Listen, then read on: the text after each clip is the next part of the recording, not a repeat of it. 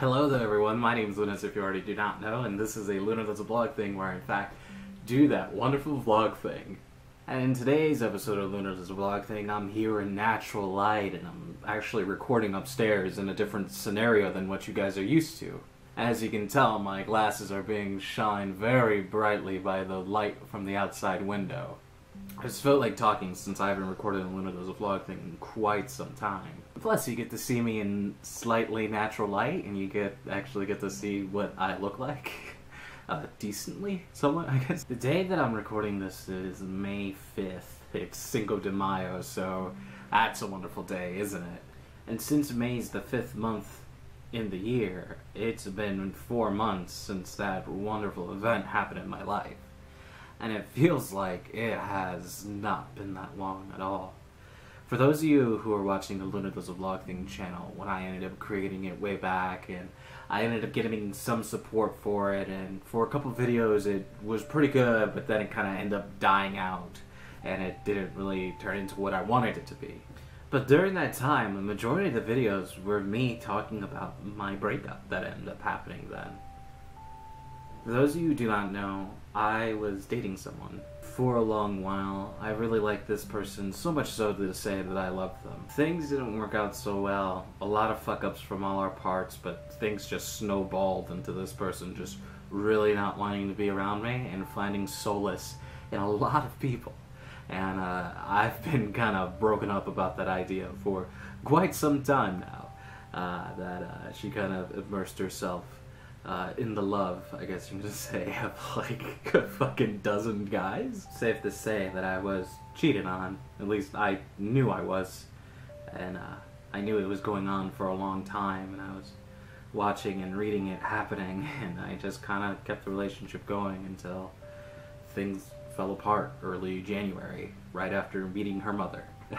Lots of those days with the stress and learning things I didn't want to hear when it comes to negative aspects of the relationship that were being done behind my back. You know, lots of those stuffs are popping up, lots of memories from back then are popping up from then, and I'm feeling awful about it. It's honestly making me feel really bad. Because within the moment, I didn't feel bad.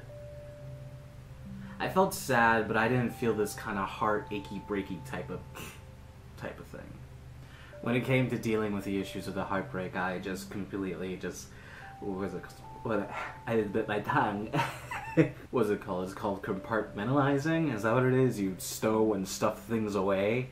I ended up just storing everything away, and as time went on, you know, those fucking shelves were shoved so in deep that all the paper started to fly out little by little, and you started getting the feels again. And I could say around 3 weeks ago I caught him again because I actually ended up talking to someone about what happened, because I haven't really talked to anyone. I've talked to one person, which I think I'll talk about it later on, but they seem to have more experience when it comes to dealing with a person's feelings or just talking about it and not making a shitty deal about it, I guess you can say, than other people, which is understandable. But I ended up talking about it again, and I was forced to remember the good times because I couldn't escape a relationship, because I was forced to remember the good times because of talking about it again, and it fucking killed me. And the good times were like before we even started dating, which I guess kind of shows you like how fucking toxic a relationship could be on both parties. I was the where the fuck were you type of boyfriend, and she was the oh I don't know, I don't remember type of thing. It wasn't good. Not healthy. Baby feelings. Or at least that's what she says when it comes to the things, to what she did and how I reacted to them. I have baby feelings. Being upset that your girlfriend listed off like 8 dudes she rather fuck than you is, I think that calls for like, you know, you to be upset. But hey, you're in a dying relationship, you could fuck around with guys even though you're with someone, you know. I guess you can say I have a lot of anger when it comes to a lot of things in the past, with me just being angry at myself from the past relationship, just because I stuck around for so long and I feel like such a cuck boy, I guess you could say. Just a fucking bitch boy, just a vanilla loser. Yeah, kind of makes me feel like a weak man. But during those darkest hours, I had a fantastic Mimi ghoul come to my rescue, or kind of validating a semi-friendship from years ago. It's kind of weird to think that I've known this person for like 2 years, but I never really sat down and really got to talk to them or hear their voice or see them before this beginning of the year. Which is so fucking weird, because I was always fascinated on the idea of who this person was. And when I finally learned who this person was, I was like, fuck yeah, dude. I don't really talk about this person in my videos. I may reference them when I'm talking about doing something for Snapchat or whatever it may be. This person's a subscriber that I've had for quite some time, and if you think about it, she's been around for as long as the person I was dating was around in my life again. So that's kind of interesting. Her name is Sin, or at least that's what I call her. She goes by Sinclair, or Esther, Easter, or wherever it may be. There's this weird thing where I just don't know what to call her, and sometimes I just fuck up the names no matter what.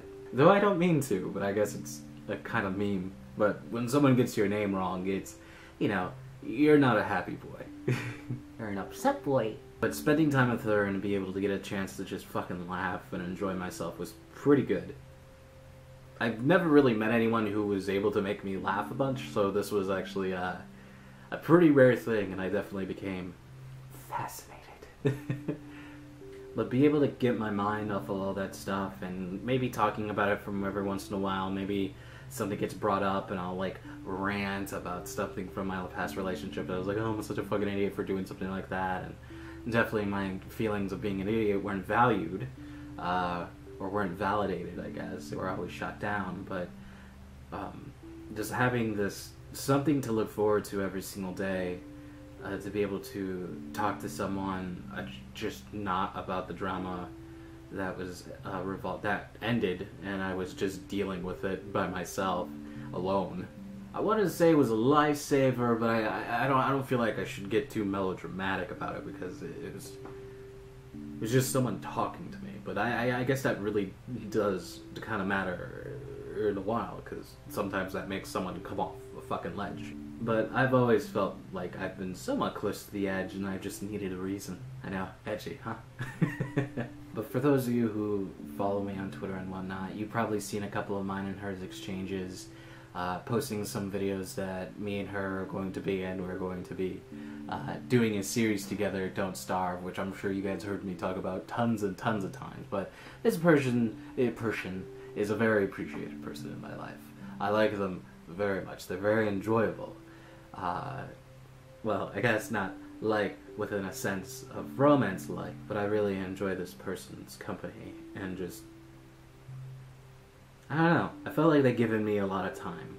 Sharing stories and just opinions, and just finding out that we're pretty much almost the same person, except there's like some aspects within our being, within our personality, within our self, where we're the opposite of the same coin, where she's this specific thing and I'm the exact opposite, which I always found kind of fun and silly, and kind of like oh cool, that's something that we have. And plus we're both cancerous crabs, since our astrology sign are that. So without that person to lean on, I think Luna would have been such a sad boy on camera, because there's been a lot of times where I would like second guess what I would post or what I would say, just because, I don't know, that person's influence is very great on my life. And fucking getting all mushy feely. It's fascinating. Thinking about it now, a lot of the aspects of my life was dedicated to her, to the person that I was dating. My ex, my future, my ideas, my future job, like everything was reliant on her and dedicated to her. And it was gonna start all because of her. And when she went away, like a lot of my future goals and shit just kind of crumbled, and I just ended up finding out that I have nowhere or anyone or anything I want to go to. Like, I have no end goal. I don't have any dreams, I don't have any wants, I don't have any. And I've never had that, even when I was a teenager. I've never had dreams. I never developed anything.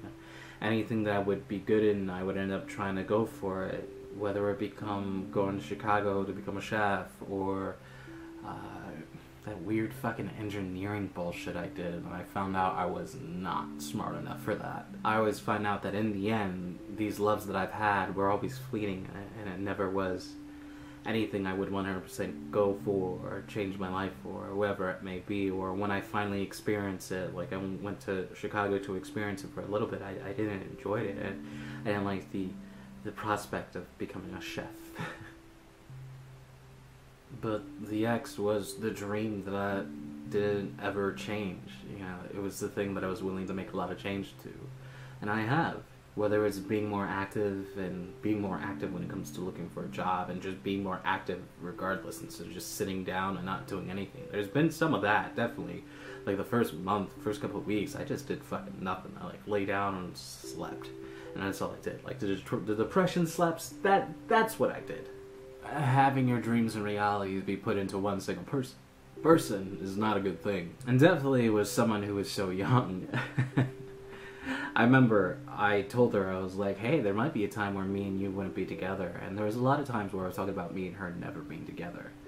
Just because of how young she is and how different she is and how she's going to change her opinion and her outlooks on life. And guess what? She ended up changing her opinions and outlooks on life. She's polyamorous.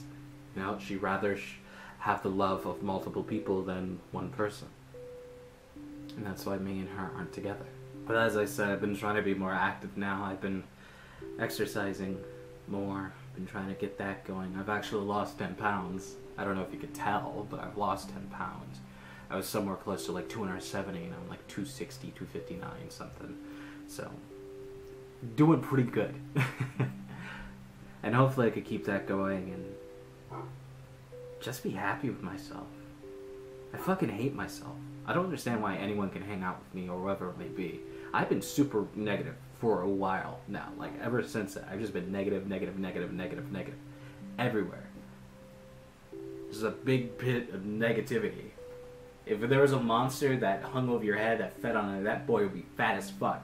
But I think that's it for this video, for Luna's vlog thing on Cinco de Mayo.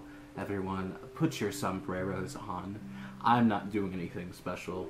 I'm probably editing right now. Just editing a lot of videos that I've neglected for quite some time. So, I think that is about it. My name's Luna. If you want to see how my body's shaped. Until next time, stay frosty, people. Have a wonderful day. Look at this fucking flower crown boy. Fuck yeah.